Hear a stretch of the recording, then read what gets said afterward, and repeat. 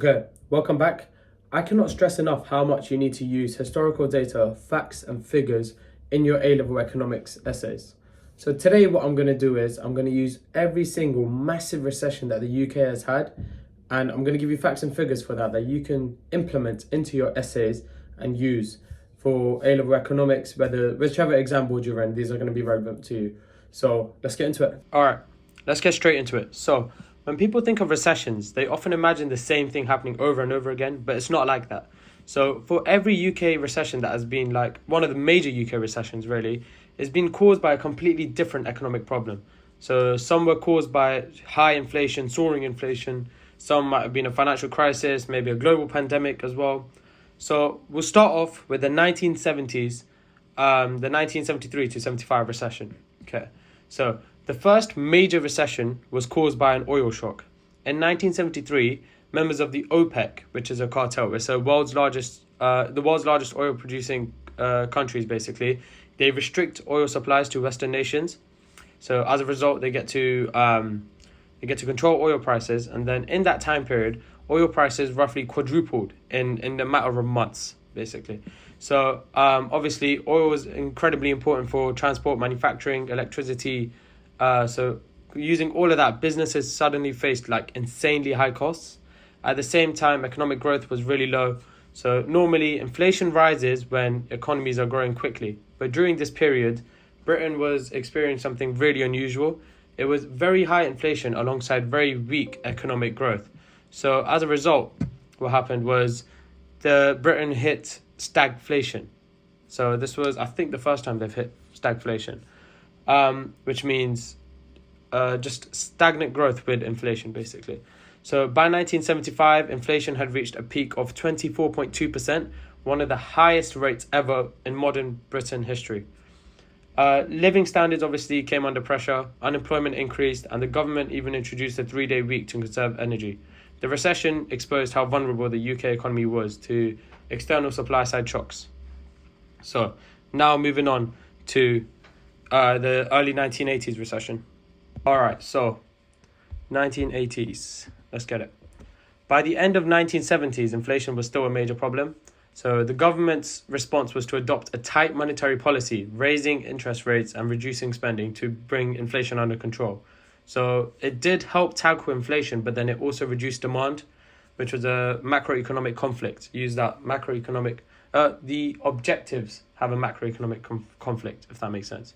So businesses started investing less, consumers started spending less, and unemployment went skyrocket. It went so high really quickly as well. So by the early 1980s, unemployment had exceeded 3 million people.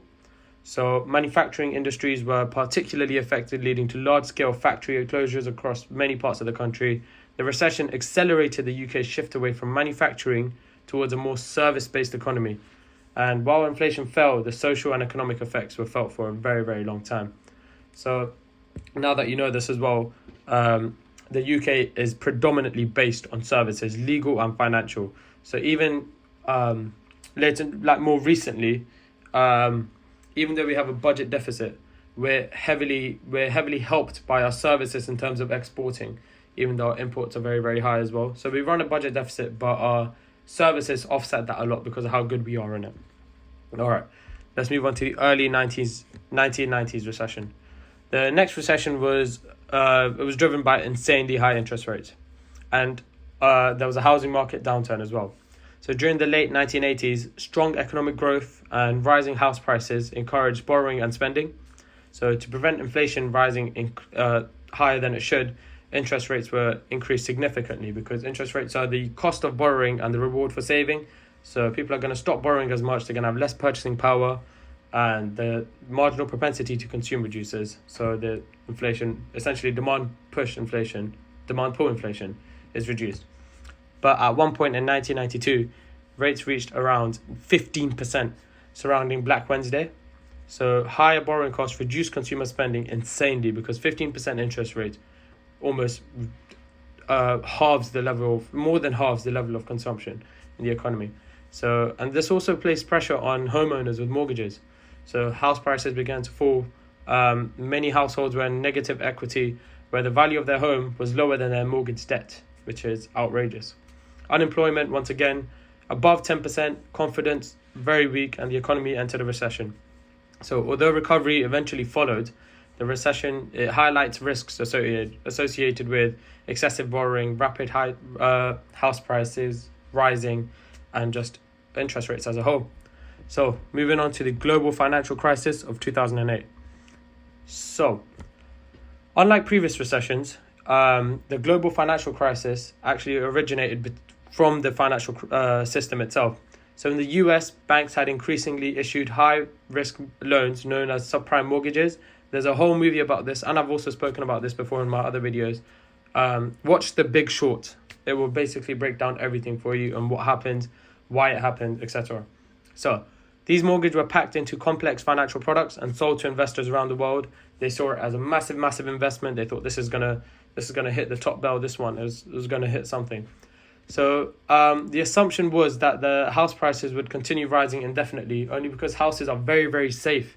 No one thinks house prices are going to crash. Houses are one of the most safe investments, aren't they? So the house prices began falling. People started defaulting on their mortgages, and the value of these investments collapsed to nothing. So the crisis reached its peak in September 2008. The Lehman Brothers Bank failed, and this was the largest bankruptcy in US history. The amount of government intervention in this is outrageous as well. It was crazy. One of the highest interventions of government ever. No reason we're in such a heavy debt. Because global banks were highly interconnected, so every bank is basically connected to one another, financial markets lost their confidence. So lending slowed down dramatically, investment fell, and economies around the world entered a recession. So the UK was hit incredibly because of the size of our banking sector. So GDP for us fell around 6%. Major banks required government support, and the Bank of England cut interest rates from 5% to 0.5%. That was a massive slash in interest rates, a 4.5% reduction. But it was necessity, it was a desperation. That's why they had to do it. So this recession also marked the beginning of more than a decade of exceptionally low interest rates and quantitative easing. All right, COVID-19 recession. Let's get it. The most recent recession was unique because it wasn't caused by inflation, housing problems, banking problems, or anything like that. It was in fact a global health crisis. So in 2020, governments around the world introduced lockdowns to slow the spread of COVID-19. Large parts of the economy effectively shut down. As a result, the UK GDP fell by almost 10%, to be specific, 9.9% in 2020, making it the largest annual economic contraction in over 300 years. So, to prevent the massive unemployment, the government introduced a furlough scheme, which supported almost 9 million jobs. I've also spoken about this in one of my other videos. Check out the video about COVID-19. And at the same time, interest rates were reduced to a record low of 0.1%. They have never been lower than 0.1% in the history of the UK's interest rates. So although the economy recovered relatively quickly once restrictions were lifted because people needed to spend, right? The enormous government spending and disruption to the global supply chains, it contributed to the massive inflation that followed. Inflation went up to 11.1%, if I'm not wrong, 11.1% in October. So that is the COVID-19 recession there. So each recession was different. So the 1970s one was driven by oil, the oil shock. The 1980s one was driven by efforts to reduce inflation, and that led to a government failure in a sense. The 1990s one was linked to high interest rates and falling housing prices. 2008 was linked to a banking crisis, and 2020 was linked to a global pandemic. Different causes, different consequences, but each one left a massive mark on the UK economy as a whole. So these are the figures, these are the facts. Write down whatever you need to. And if you do have any video ideas for me for next videos, like you want to know something about XYZ, whatever, drop them in the comment section. I'll get back to as many as I can. Best of luck.